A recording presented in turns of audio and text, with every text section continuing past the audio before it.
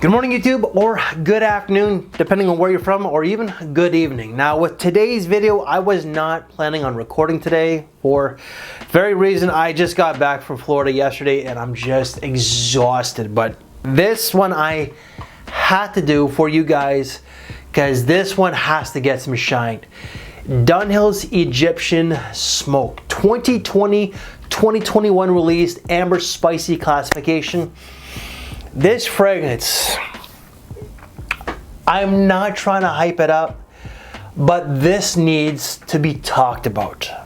The note breakdown for this one here, and I have nothing prepped. I got my laptop in front of me, so I'm just gonna do it that way. Because again, you know, I was not planning on recording, but oh God. So the notes for this one here, top notes are gonna be ginger, pink pepper, and black tea. The mid is gonna be tobacco, cacao, papyrus, and something called grass rose. I don't know what that is.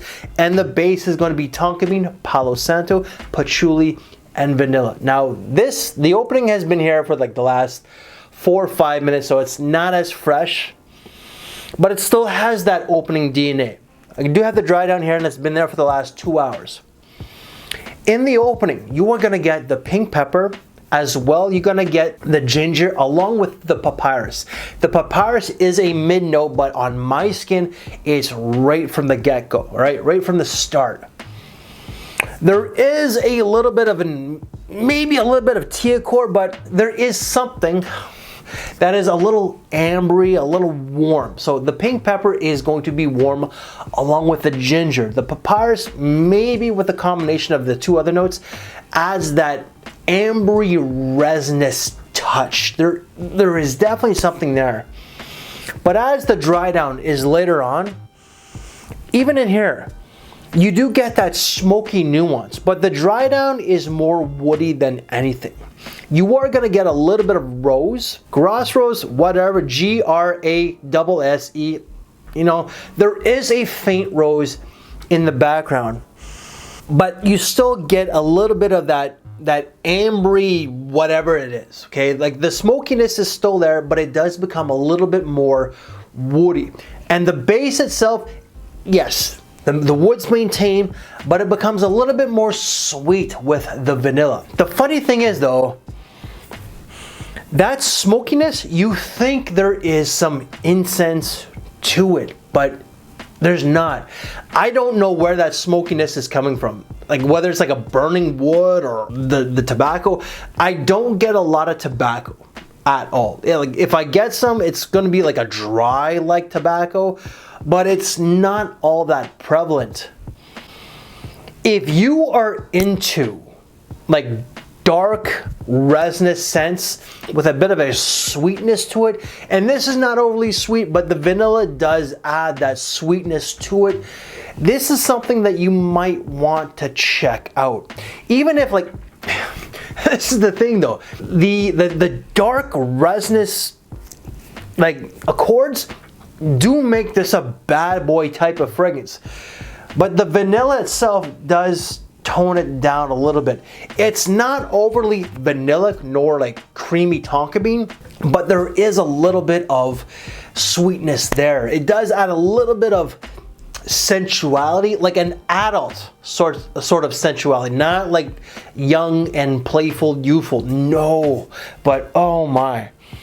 Like this could be worn with a leather jacket and a black tee. In my opinion, it does have that bad boy quality, which is kind of funny because you are going to get the rose and that vanilla that does add a little bit of a gentlemanly component to it. The rose is more gentlemanly than the vanilla. Of course, vanilla for me would kind of like femme it up, and at the same time the rose can kind of femme it up as well, but it just makes it a little bit more of a modern day gentleman type of scent, but a mature modern day gentleman, not a young person unless they're 30 and up.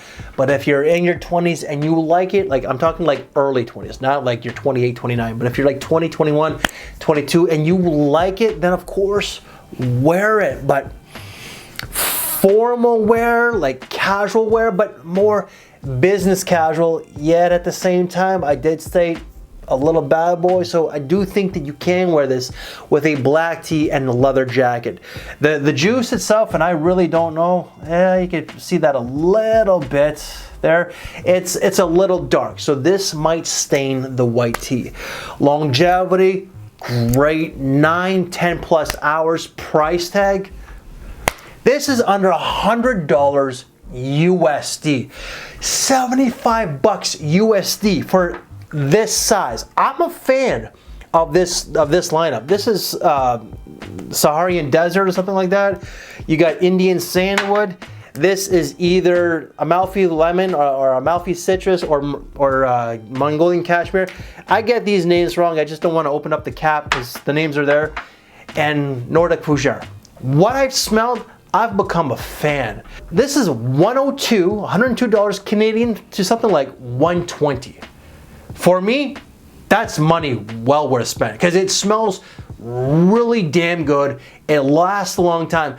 I'm not the only one who thought it smelled good. I got my buddy Ross from TLTG to give us his thoughts. Ooh, okay. That comes across a bit leathery to me. Warm, smoky, spicy, fitting with the name Egyptian smoke. Very oriental, resinous, and warm and spicy. This is my cup of tea for the cooler weather. This is impressive, I think is a good word to put on this one. This is when you have something to do. This isn't a casual scent profile. You're going somewhere. You want to kind of set yourself apart from the crowd you're going to be around. You want to put a cherry on top of the sundae that is your presentation visibly. This is the cherry on top. Even Ross liked it. Fall and winter, autumn, winter, whatever name you want to call fall and autumn. But this one, gentlemen, even ladies, if you want to wear it, please wear what you want. But heavens to Betsy, this stuff, this needs to be discussed. This needs to be explored. I'm at a point in my journey where I'm really trying to not buy anything. I got some stuff earlier in the year when I went to Florida. I didn't buy any bottles. I got a few as gifts from my man Mo Mohammed from St. Augustine's. What up, Mo? Thank you so very much for that day and the gift. Meant a lot. I even met up with Drakta. Cody gave me like 4 bottles. I could have taken way more, but I didn't. I just might break my own commitment, like my own promise to myself, and get a bottle, because this is a 5 out of 5, a 10 out of 10.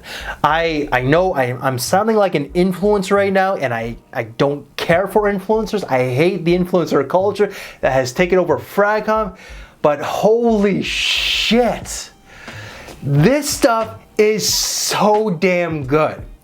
So guys, I'm done my influencer hype. You know, I know I'm really coming across as an influencer, but I'm really digging this. Like, my passion is genuine. It's not forced. This brand, like this lineup that they've produced, oh my God. Like, the only one that I wasn't really crazy about, the desert one, Arabian Desert, you know, very heavy in rose and oud, so it's a little bit challenging.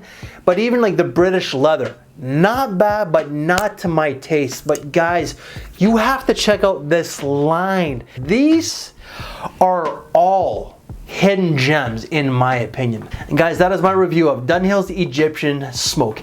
Any other videos that I've done on this brand, whether it's a top 5, a smell rate, or just reviews such as this, they will all be down in the description box below, including Ross's channel, so please check them out if you haven't done so. Look into it. Do yourself a favor. So guys, if you like this very video, please leave me one of these. So I thank you for your time, take care, and I will see you later. Thanks for watching, everybody.